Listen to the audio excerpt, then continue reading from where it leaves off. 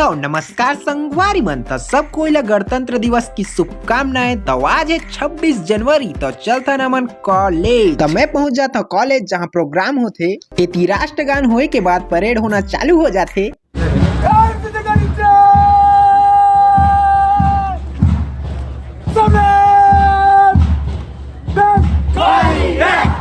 इसने आओ कमाल कमाल के परेड निकलते जेकर देख के हमको बहुत मजा आते। ओकर बाद अपन स्कूल फ्रेंड प्रभु से मिलता हूँ और हमन आ जाते ने ती बूंदी बाटेला और हमार मस्ती मजाक चालू हो जाते थी।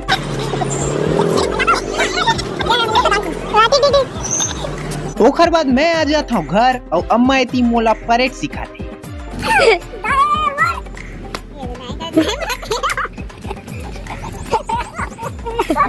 तो वीडियो लगा रहा था खत्म। तो सबको एक बार फिर से हैप्पी रिपब्लिक डे। तो मिलब कल।